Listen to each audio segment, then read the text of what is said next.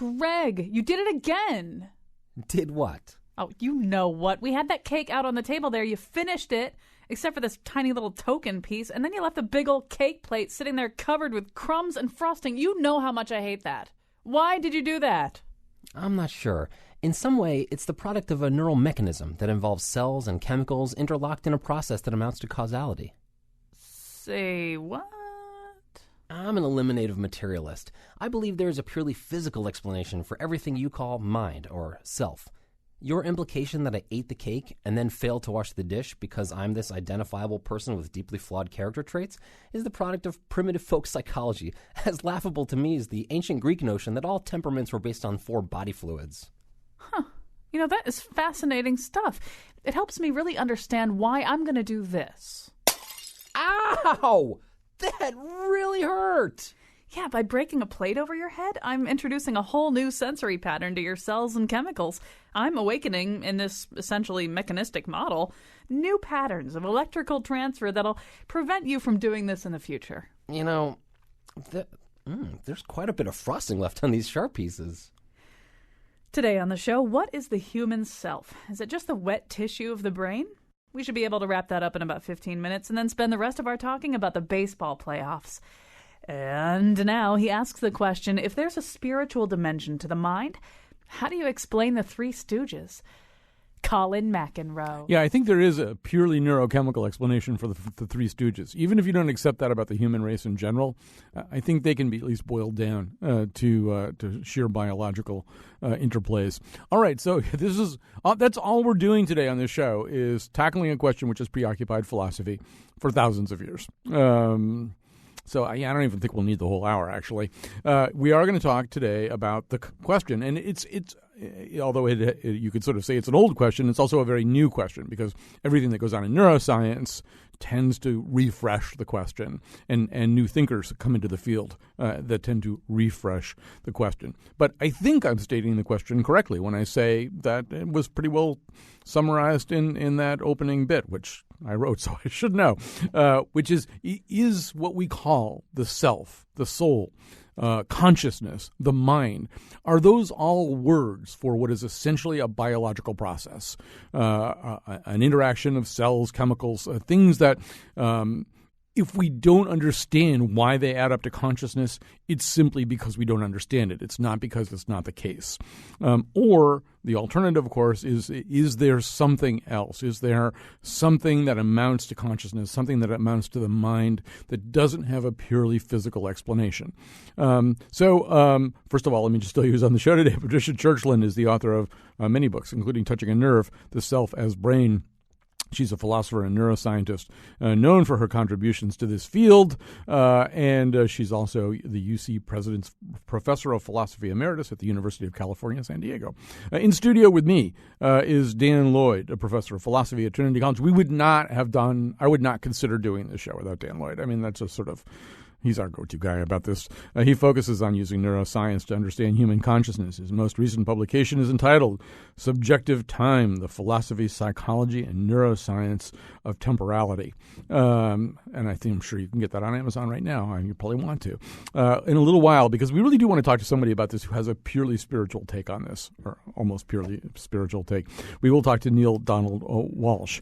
He's a modern-day spiritual leader and writer, best known for his New York Times bestselling Conversations with God. We'll see whether there's anything that he and Dan and Patricia can find common ground about. I have a funny feeling, maybe not, but we'll see. So even before I bring Patricia Churchland, who's a very, very exciting force in this field, on board, Dan, I'm going to have you kind of get us started. And in my own fumbling, stumbling way, I tried to at least state the question. Is that kind of the question as you understand it? Well, that's the start of the questions. Yes, absolutely. It's been the question for a long time. It got pushed hard by Descartes. I mean, it became much more of a problem with Descartes. And then both the rise of cognitive science, but especially neuroscience, has really made it plausible to answer your question. Yes, the soul, self, mind is a biological process. And in fact, what else could it be? It becomes the burden of proof shifts. It's not so much the huge mystery that science cannot tackle, but sort of what is left over that science can't tackle. What is there left to be explained at this point? Well, and Patricia Churchland will be a vital force to introduce to this question, but let me just sort of set it up. I mean, one possible answer would be everything, in the sense that we can. One thing that gets brought up a lot, for example, is Thomas Nagel's famous essay, "What It Means to Be a Bat," or "What It's Like to Be a Bat," or whatever it's called. And basically, in that, he argues we could ultimately explain, and are probably close to explaining, just about everything that a bat is. I mean, how what it's made out of, how its limbs work, why it hangs upside down, as many things as there you can think of about bats. We are capable of explaining that. But when it comes to the question of what it's like for a bat to be a bat, what a bat's consciousness of its world is, we can't even get the door open.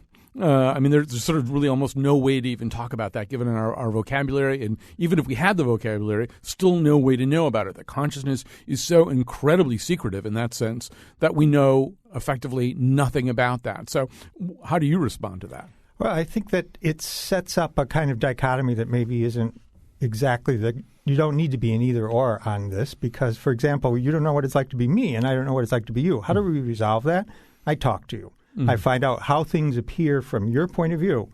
And you can't exactly have a conversation with a bat, but you can actually answer lots of questions about how things appear from the bat's point of view.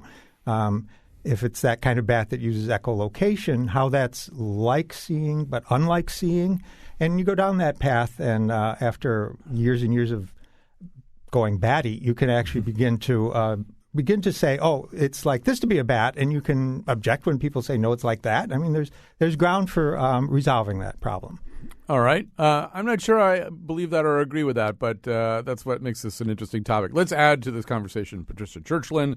As I say, her new book is called Touching a Nerve, The Self as Brain. I just want to say, as abstruse as this conversation may get, although I hope it won't, this is a wonderfully readable book. I mean, you don't have to be a philosopher or a neuroscientist to read and partake of Patricia Churchland's arguments, so don't be scared. Patricia Churchland, welcome to our show. Well, good morning from California. It's great to be on the show. Of course, I do realize it's after lunch for you. Right. You only think it's great because there are neurochemicals bathing your brain right now, telling you that it's great here. So let's talk about this argument that you make a little bit. I mean, you do represent a pretty, I don't know, extreme is probably the wrong word, but a pretty forceful proposition of what Dan Lloyd also just said, that the burden of proof is on anybody who doesn't think there's a purely physical and biological explanation for consciousness. Well, I don't worry too much about putting the burden of proof anywhere. I think what is quite fascinating is the fact that there are so many lines of evidence pointing to the fact that the brain is changed in a very specific way. Our consciousness changes in a very specific way. So we know that, for example, if you're about to undergo surgery, that certain kinds of anesthetics will obliterate your consciousness. And we don't know in detail how that happens for any anesthetic, but we actually do know a fair bit about it. It's also the case that something that everybody is really, really familiar with, and that is falling asleep, being in deep sleep, where you're really not aware of your surroundings, not even aware of your internal goings-on, such as whether you're hungry or whether you're lying on your side or your back and so forth. And so consciousness seems to disappear or at least be turned off during deep sleep. So one question would be, can we discover what's different about the brain when we're awake versus when we're dreaming versus when we're in deep sleep? Now, there are many lines of evidence regarding consciousness that make us think that at bottom, it really is a neurobiological phenomenon, and that puzzling though it may seem to be, that the fact that we can, for example, use a tiny bit of electrical current and touch the brain in a very specific place, and you will have very specific feelings. And Joseph Parvizzi recently did that with subjects who were about to undergo surgery for epilepsy. And he found that touching them in a very specific place in their frontal cortex aroused in them a very specific consciousness sensation of determination and gathering muster to meet an obstacle. You turn off the current, it's gone. You turn it on, it comes back. And it makes us think that it's a plausible hypothesis that the brain is the organ that is causing and producing these events.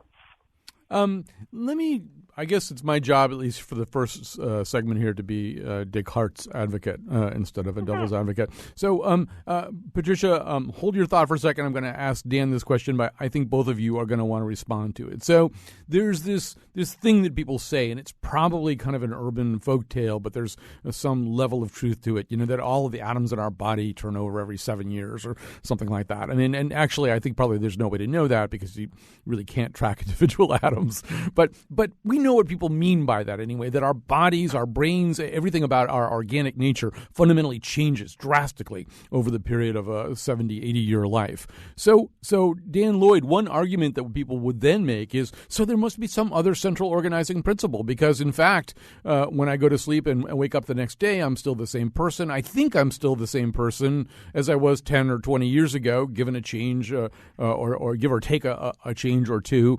There must be some telos, or there must be some organizing force in our lives that goes beyond simple molecular structure and physical activity in the brain. How do you, Dan Lloyd, respond to that?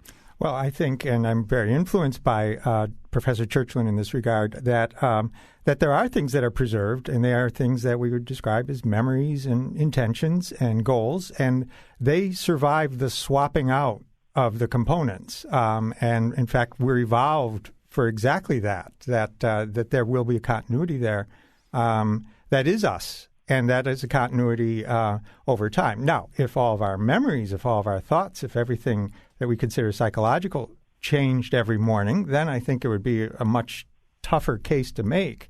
It's sort of the problem that reincarnation faces. How can I be the same person when I'm reincarnated from another animal, say, in the past? Where's that continuity? But in our case, morning to morning, there's plenty that's continuous. Patricia Churchland, did you want to build on that? Well, I think that is something I would essentially agree with, and I have a slightly additional take on it, which is if that's a problem for human brains, notice that it's also a problem for rat brains and mice brains and lizard brains and so forth. And pretty soon the spirit world gets be rather heavily populated if you think you need spirits in order to account for that. And I guess the other sort of thing I would reflect on in this regard is that it's not clear how a spirit's supposed to do this. Bear in mind that if you lose certain parts of the brain that are responsible for memories of a kind, as, for example, in dementing diseases. You lose the neurons and their connections. Those memories don't exist anymore. So what's the spirit doing anyway in the case of Alzheimer's patients? Is it kind of housing those memories but kind of not? Or what's the story? And the most plausible story at this point, although of course science is always open to revision, the most plausible story is that memories are literally stored in the neurons and in their patterns of connectivity. And when you lose that, the memories are gone. And so with other aspects of mental functioning and so on, we know that with certain kinds of lesions, you will lose certain functions. And some of those functions involve consciousness.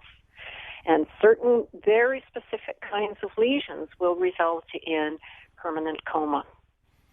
I have so many places I want to go with all that. I would say, first of all, the word spirit, though, is such a loaded term, and I guess we will be getting heavily into spirit in some of this, the subsequent segments. Although, just sort of almost to the philosophical side of this, and even the observational side, I just.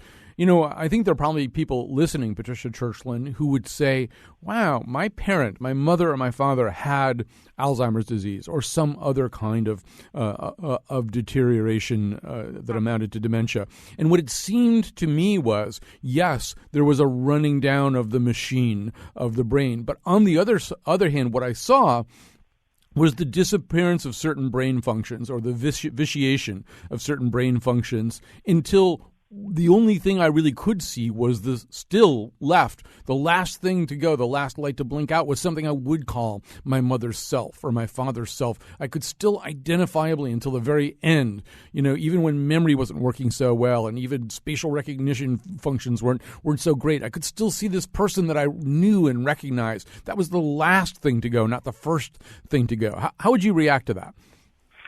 Well, what we do tend to see with Alzheimer's patients in very advanced stages is that there is a tremendous loss of sense of self, in the sense that they don't have any autobiographical memory. They've often lost the capacity to recognize family and friends.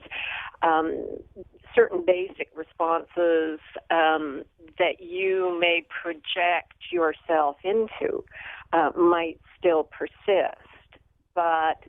But really, once people have lost all of that, as well as the sense of space, where they are and when they are, inanition, as we say, sets in.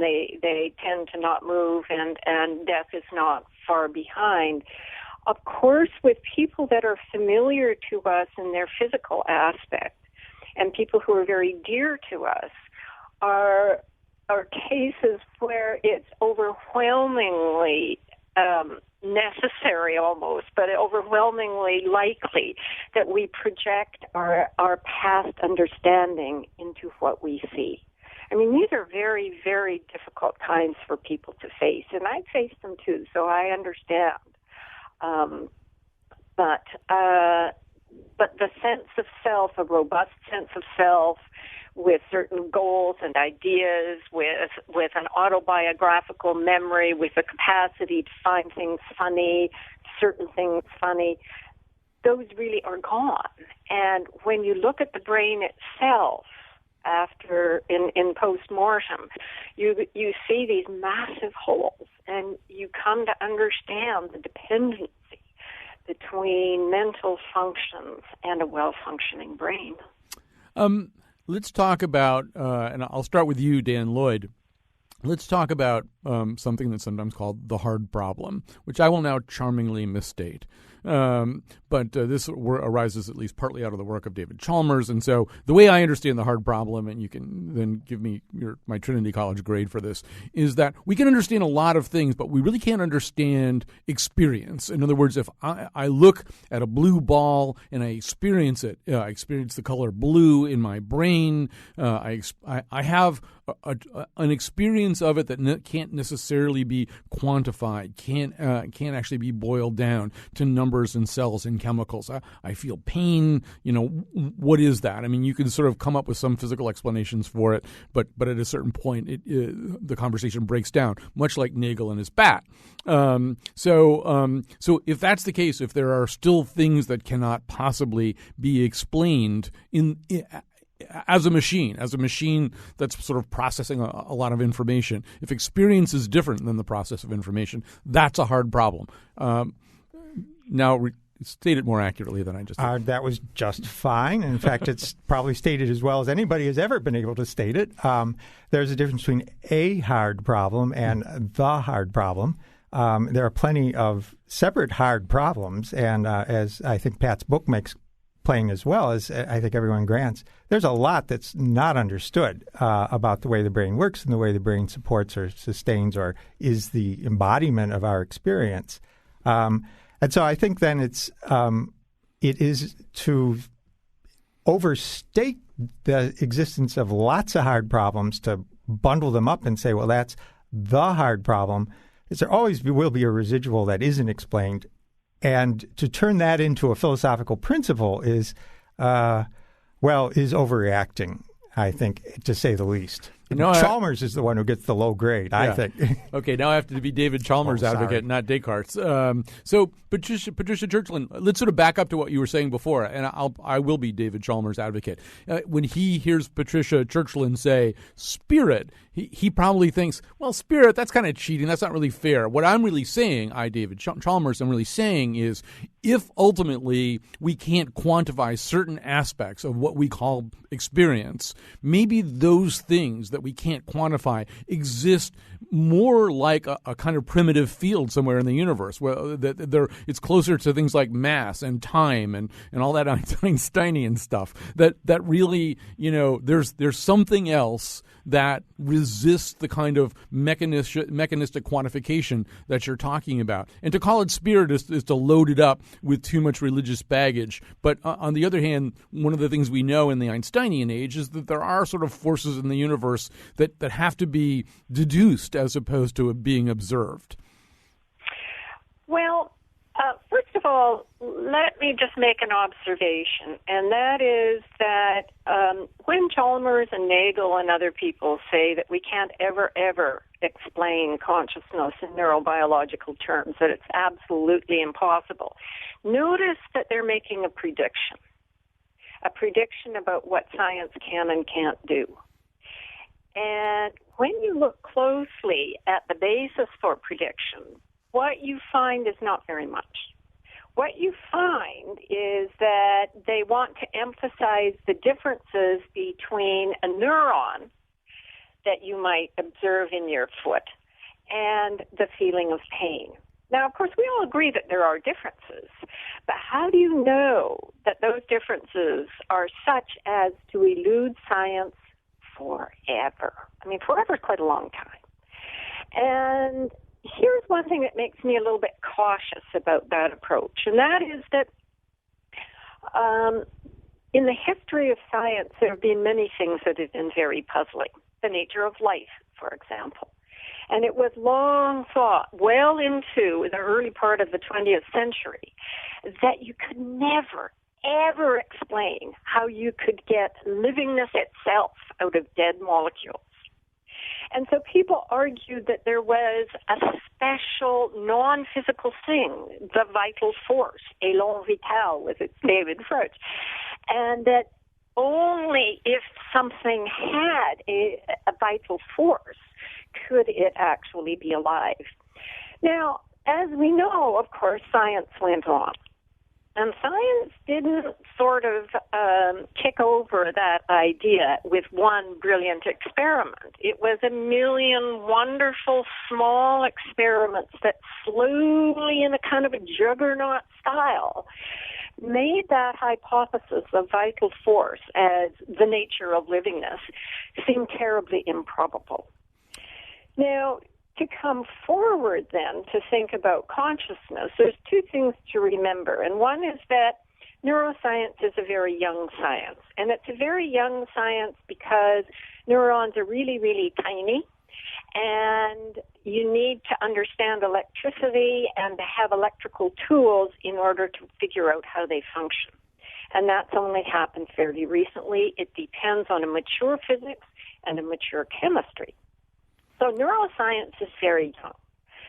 And the second thing that I think is important, and Eric Kandel actually is one of the people who kind of reminded me of this, and I really appreciate it. And he said, look, a lot of progress has actually been made on the problem.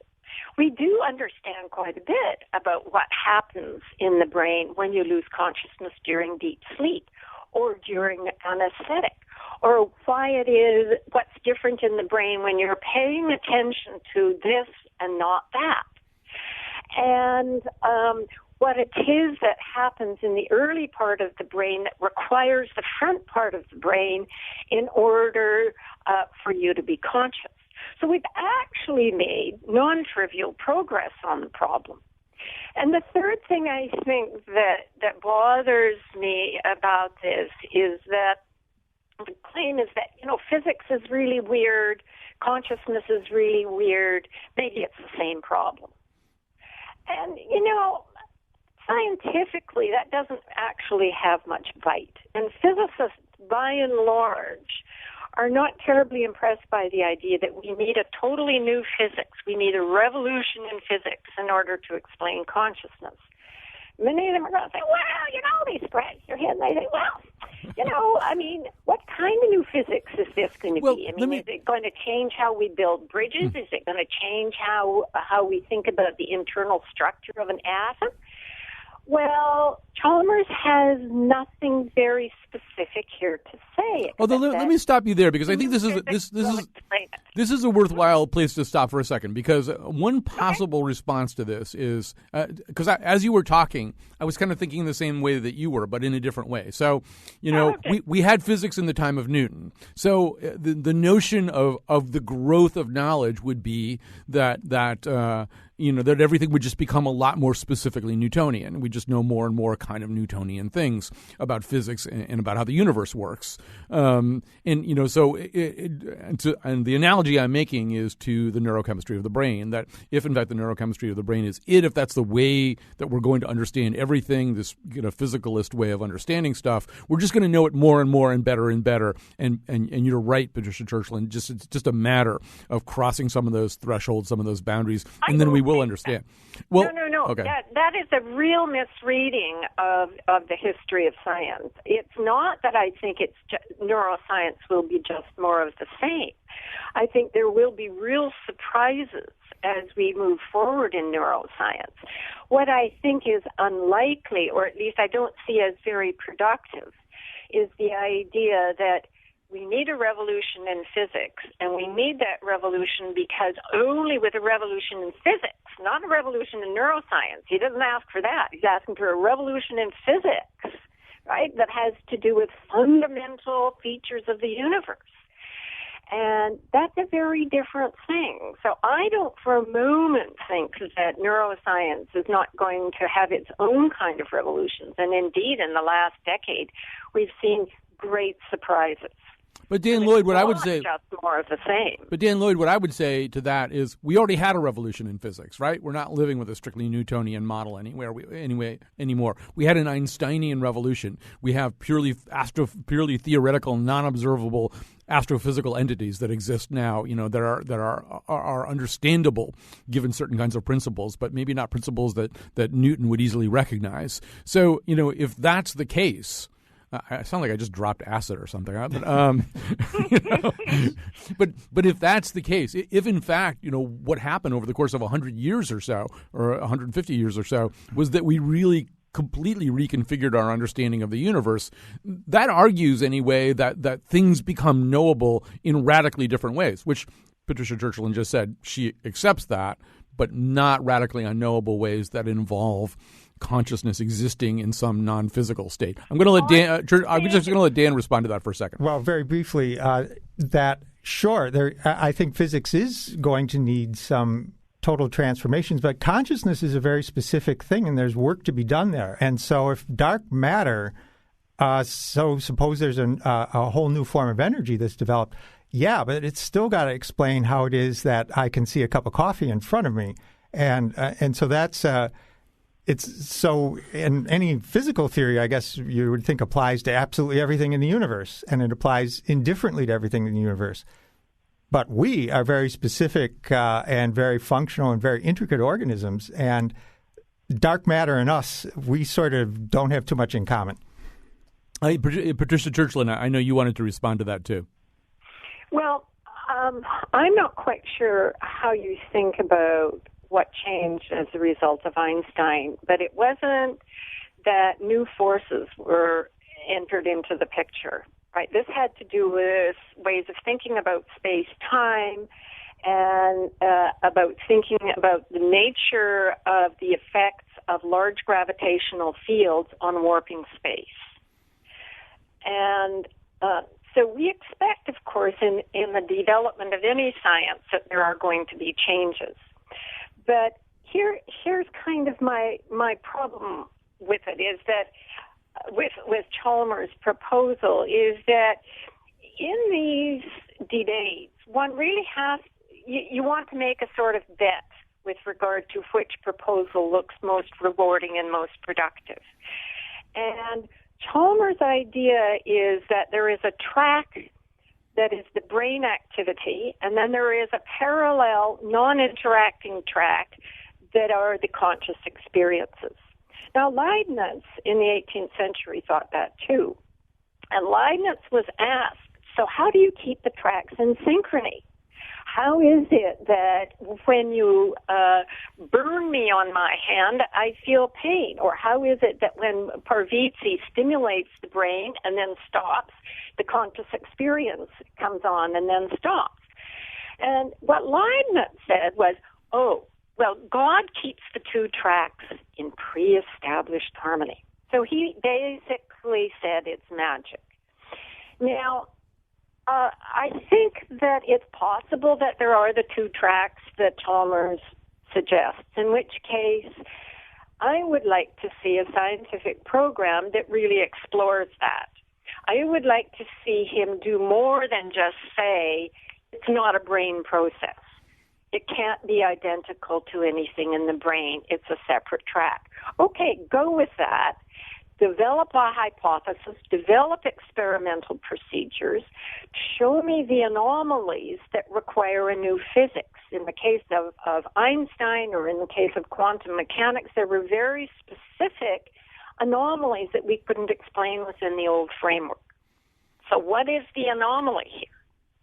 And so far, Chalmers has not really got anything to say either with regard to the anomaly or with regard to developing a positive program. Now, maybe he will. But for my money, if I'm a betting person, I'm more likely to bet on the science that already has results than on a project that is just maybe. All right, we're going to take a little break here. We're talking to Patricia Churchland. Her book is Touching a Nerve, The Self as Brain. Dan Lloyd is with us, professor of philosophy at Trinity College, our go-to guy about consciousness. When we get back, we'll have a conversation about the spiritual end of this, somebody to take Leibniz's part of this argument. Most voluntary movements that coordinate consciousness, thought pattern, creativity, living computer that grants us stability, part of the central nervous system. All right, we're having a conversation here with Dan Lloyd, professor of philosophy at Trinity College, Patricia Churchland, professor emeritus at University of California, San Diego. Her new book is called Touching a Nerve, The Self as Brain. So as we were talking about this, I really, first of all, have to give a great shout out to Josh Nalea, a very exciting young man we have working here these days with us as an intern, and he does amazing stuff, and he put together this show. As we were talking to Josh, I said, well, we could have this conversation at the Patricia Churchland level, at the Dan Lloyd level, but it seems as though we should talk to somebody whose worldview kind of gets excluded by this, right? And there are a lot of those people. There are just a lot of people who not only want to embrace something like the David Chalmers point of view, but want more than that, who really want to believe that there is something called a soul, and that it's not quantifiable by biology, by biochemistry, by neurochemistry, by neuroscience. There's something more than that. So let's hear from that precinct right now. Joining us right now is Neale Donald Walsch. He's a modern-day spiritual leader, best known for the New York Times best-selling Conversations with God series. He's also the founder of Recreation, a nonprofit which sponsors programs for personal and spiritual growth. So, Neale Donald Walsch, I gather you haven't been able to hear a big chunk of the conversation that's just gone on. But, we've been sort of talking about this notion that we live in a very scientific world these days, and that so many things that go on in the brain are explicable by neurophysiology, that the burden would lie on anybody who thought there was something more than that we are essentially... We are the wet tissue that exists in our brains. That's what our mind is. It doesn't come from somewhere else, and it doesn't persist after we die. Is there any way for you to talk about that except at the level of proclamation of what you believe? No. And I don't know that there's any way for anyone to talk about anything except at the level of proclamation of what they believe. The question is what causes them to believe what they believe. I listened to a good portion of Dr. Churchland's point of view, and I got to tell you, hearing that conversation between all of you, I'm very clear that I'm way above my pay grade. Well, I don't think that's the case at all. Go ahead. But I would say this: the real question is what causes people to believe what they believe, what causes people to hold as true what they hold as true. Some people only hold as true what they find provable physically, and that's a perfectly legitimate point of view. And some people hold as true, or if you wish, believe things that they don't need to have proven physically in order to believe them, and they believe them fervently. Furthermore, some of those people would actually cite evidence in the physical world in terms of outcomes and so forth. I think specifically about the outcome of a thing called prayer. There are millions of people, arguably billions of people actually, who would attest to their observation, their actual real-world experience and evidence of the efficacy of prayer. That is, they pray for something and it happens. So, and there are many people, millions of people who would attest to the presence or the experience of what we call loosely miracles in the human experience.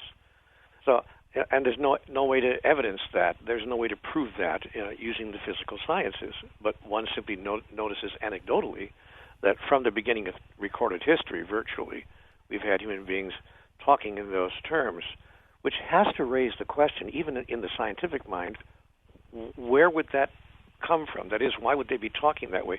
That is, what produced what they call miracles?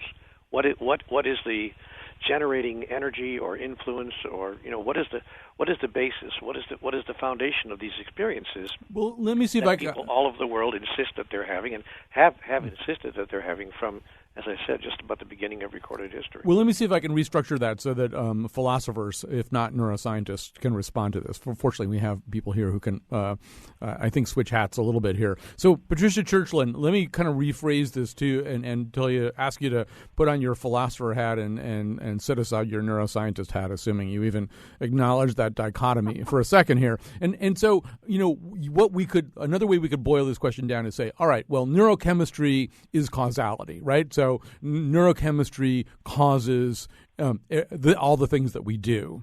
So one question, and I guess I'm going to ask you whether you think this is an interesting question, is what causes neurochemistry?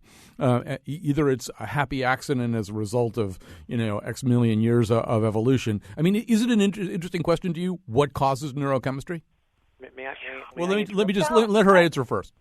Yeah, I mean, I think that it's a little bit of a simplification to say that neurochemistry causes it all, but because the chemicals need to act on neurons, and neurons need to act together to produce an effect. But the basic point is that nervous systems are the product of evolution. And we can see in evolutionary development various branches that shows that actually many structures are highly conserved across mammals, and that a rat brain is actually structured very, very, very similarly to a human brain. Now, of course, our brain is a little bit larger. But on the issue of spirituality, I think there really are interesting questions here, because one of the things I'm very interested in are the effects of meditation, and that's probably not unrelated, I think, to the effects of prayer on peace of mind and contentment and the emotions and the capacity to sort of deal more effectively and more mindfully with the catastrophes that happen during one's life. And the neuroscientific work on this, I think, is very interesting, and it does show that there are certain changes that go on in the brain that correlate very well with training in meditative techniques. And at the behavioral level, we also see changes in people's capacity to sit still, to enjoy themselves, to be content, and to be less stressed, to be more relaxed. And I think those effects are real. And for many cultures that don't have a divine person as a god, such as Confucianism does not, Buddhism does not, meditative techniques are very old and very useful. And so I think that is a domain. You might call it spirituality, or it doesn't really matter to me, but I think it is a very, very interesting topic of study. All right, we're going to have to take another quick break here because I screwed up the clock and let the first segment go on too long. We're going to come back and wrap this conversation up in just a second. My own four walls. My own four walls. Yeah, well, I think, therefore I am just what I believe in.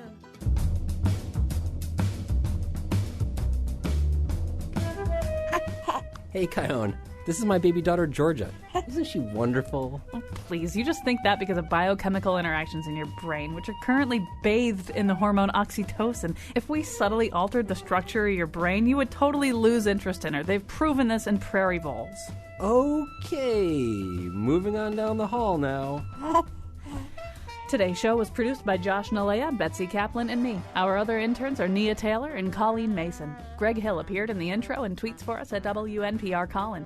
Katie Tolarski is the executive producer. The part of Bill Curry was played by B.F. Skinner. For show pages, articles, and the Faith Middleton Show staff's recipes for Descartes' brain with truffle oil, visit our website, WNPR.org. On tomorrow's show, we wonder if it's okay for a middle school principal to make slasher movies. Or is there any real difference between the two jobs? And now, back to Colin. All right, there's so much to say. By the way, Greg Hill's wonderful, beautiful daughter, Georgia, who was supposed to be named Bitsy Kion. I don't know what happened. What is in the building, was in the building. That was really her. She is wonderful and adorable and cute. And we made her make noises for us. So anyway, so there's so many places I want to go here, and so little time. So Dan Lloyd, you're sitting here in studio with me. Here's a place where I think the three of you can have a conversation, and that is, okay. So let's grant this fundamentally kind of mechanistic or neuroscientific view of consciousness and mind.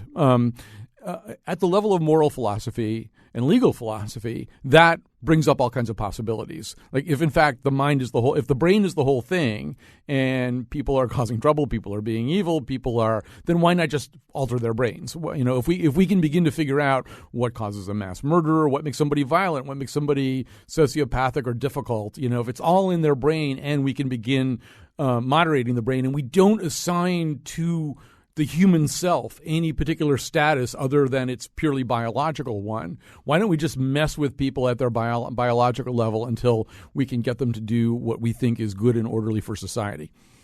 Okay, well, I think I'd go back to Pat Churchland's comment that neurochemistry is to say it's all neurochemistry is in a way to leave out, we might say, levels of complexity that are really important here.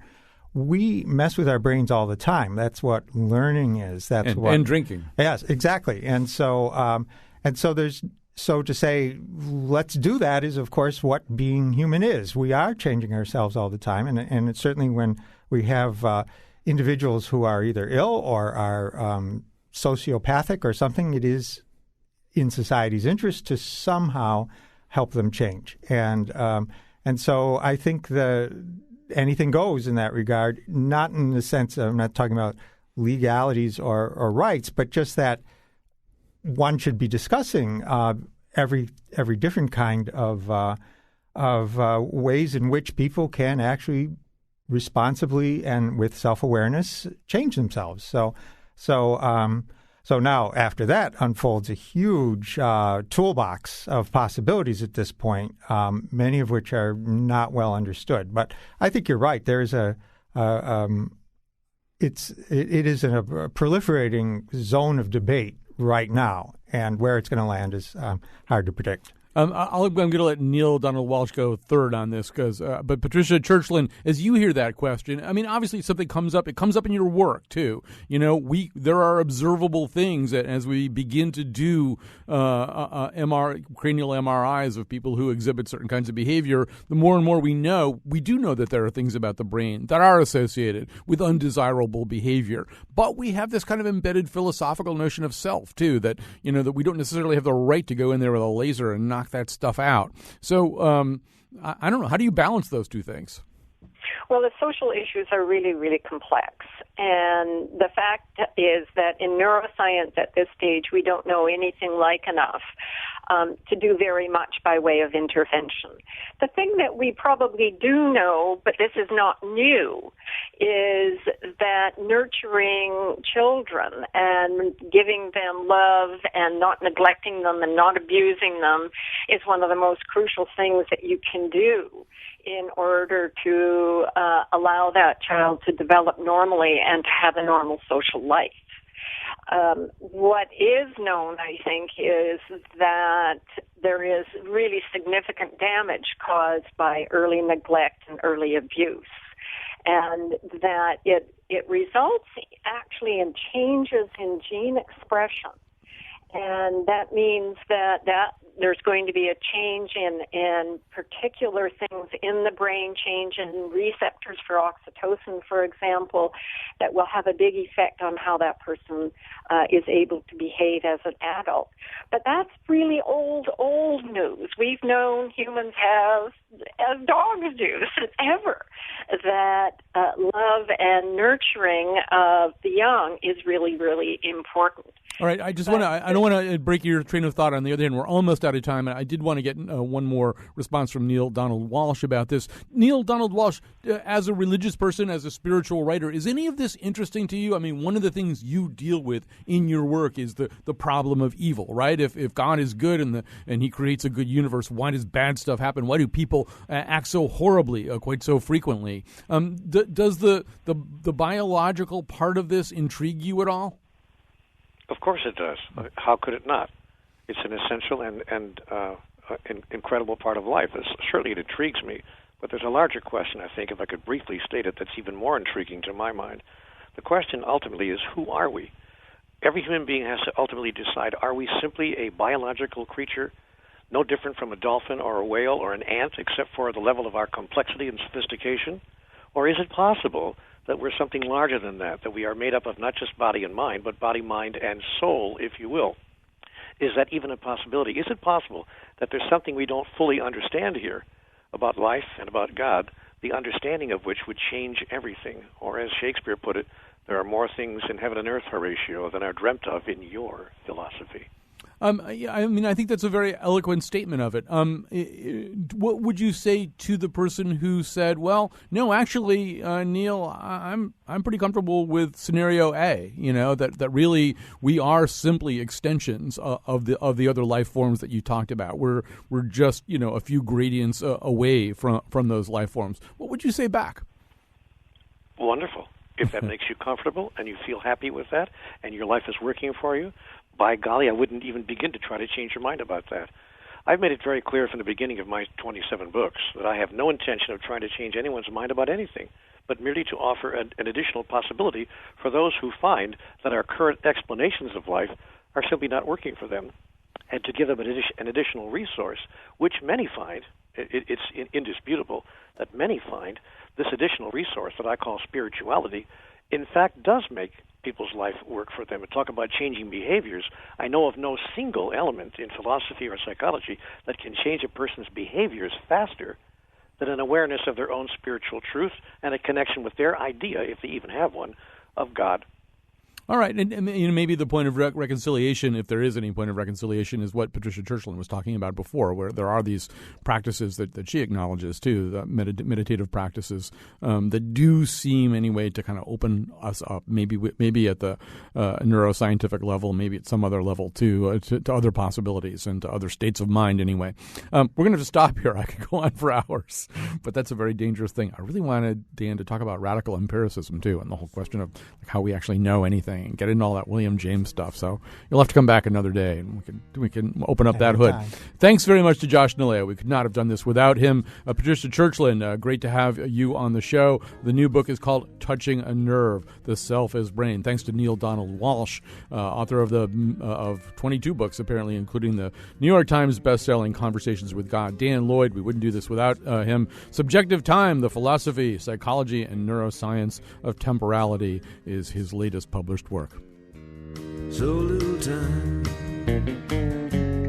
got to know before I go.